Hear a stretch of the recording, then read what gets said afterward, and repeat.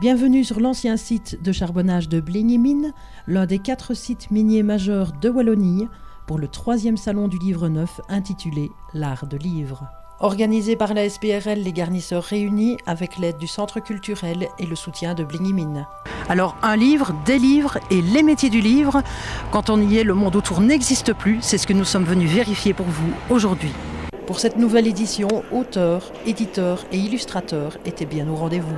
Mais pourquoi organiser une foire du livre ? D'abord pour promouvoir les auteurs, parce que je suis moi-même donc auteur et en tant que tel, j'ai déjà participé à de nombreuses foires du livre, en tout cas foires autour du livre, et bien souvent je me suis rendu compte qu'il y avait énormément d'événements, mais avec des livres d'occasion et pas simplement uniquement des livres neufs. Donc ce sont souvent des brocantes autour du livre, mais je trouve que là ça crée une espèce de concurrence déloyale vis-à-vis de l'auteur qui lui évidemment est là pour la promotion de ses bouquins, et alors qu'une foire du livre brocante d'occasion, on sait bien que les gens qui vont là-bas c'est pour avoir du petit prix. Maintenant je ne dénigre pas leur utilité, mais par contre en ce qui concerne les auteurs proprement dit, il n'y a pas grand-chose qui est fait pour eux, si ce n'est évidemment les grands événements tels que la foire du livre à Bruxelles où tout le monde en parle, et là à la limite c'est peut-être même parfois trop gros et ça ne met pas non plus nécessairement les petits auteurs en valeur. Alors ici moi j'ai essayé justement de créer quelque chose qui n'existe quasiment nulle part ailleurs pour essayer justement de promouvoir la culture du monde littéraire. À cette 3e édition, on pouvait trouver des livres tout public, bande dessinée y compris, mais aussi des artisans liés au métier littéraire et différents ateliers qui ont permis aux plus chevronnés de s'initier à la calligraphie. Parmi les exposants, plusieurs d'entre eux sont venus de France, du Luxembourg et bien sûr de Wallonie. Laetitia Renders, bonjour. On vous retrouve aujourd'hui ici à l'Art du Livre pour la sortie d'un nouveau roman, Prisonnière d'une cage dorée. Pouvez-vous nous en parler un petit peu ? Oui, tout à fait. Donc, c'est le premier tome d'une trilogie. C'est un roman thriller, romance contemporaine.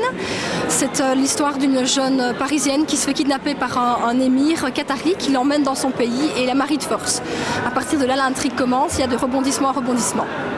Par exemple ?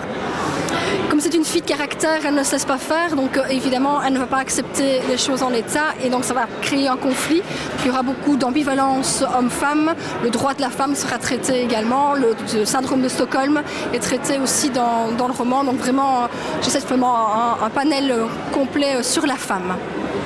Comment le public réagit-il à la lecture de votre livre ?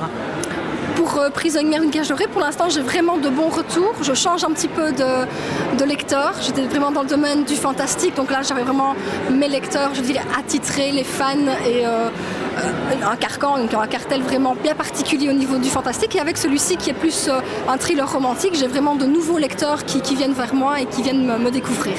Très attendu ici au salon, Martine Collat qui est cinéaste. Alors du roman au court-métrage Il n'y a qu'un pas. Pourquoi cette transition ? J'avais envie de faire connaître mes histoires à tous les publics, donc que ce soit les personnes qui vont voir les courts-métrages au cinéma et les lecteurs ne sont pas forcément des cinéphiles et inversement. Donc voilà, j'ai réalisé les courts-métrages et je les ai écrits. Pourriez-vous nous raconter une petite partie de l'histoire ? Oui, c'est 2 jeunes femmes qui sont amies depuis toujours. Et un soir, il y en a une qui est invitée chez l'autre pour souper et pour une raison inconnue, elles vont se disputer. Il y en a une qui va partir et qui va malheureusement mourir. Et de là démarre alors vraiment l'histoire. C'est un soir de pleine lune et un fantôme pourrait revenir. Et il y a des secrets qui vont être dévoilés de part et d'autre. Et c'est assez... il y a beaucoup de suspense. Gaudi, vous êtes le dessinateur de l'élève du Cobu, bonjour. Oui, bonjour à tout le monde. Alors j'aurais voulu avoir vos impressions sur cette petite citation de Pierre-Auguste Renoir. Ce dessin m'a pris 5 minutes, mais j'ai mis 60 ans pour y arriver.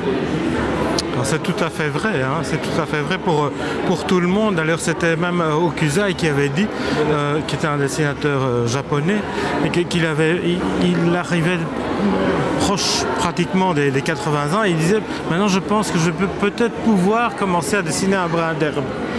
Donc je crois que c'est un peu ça, c'est quelque chose qui prend énormément de temps. Et d'un seul coup, c'est vrai qu'on se retrouve à plus de 60 ans, toujours en train de dessiner. Et on n'a pas vu le temps passer parce que ça commence à la maternelle et puis on continue à dessiner non-stop, jour et nuit. Et puis on se retrouve à plus de 60 ans, toujours en train de dessiner, quoi. Donc c'est ça qui est très gai aussi parce que pour finir on ne voit pas le temps passer. On est un petit peu comme si on est sur un vélo et d'un seul coup il y a à chaque fois une montée, une descente, une montée, une descente et puis on se dit tiens on est arrivé assez haut et on continue, quoi. C'est quelque chose. Il y a aussi un très beau dessin de Norman Rockwell qui était un grand illustrateur américain et il avait fait un dessin très particulier où on voyait un petit personnage qui était dans le berceau qui commence à dessiner, puis un petit garçon, puis encore un peu plus grand, puis un peu plus grand, puis un peu plus vieux, puis carrément dans le cercueil, toujours en train de dessiner. Et je crois que ça résume bien ce qu'on doit être en tant que dessinateur. Eh bien, je vous remercie. Mais je vous remercie aussi. Bonne soirée. Merci. TV Wallonie vous fixe déjà rendez-vous l'année prochaine pour une nouvelle édition de l'Art du Livre. Et au nom de toute l'équipe, je vous remercie pour votre fidélité. À bientôt sur TV Wallonie.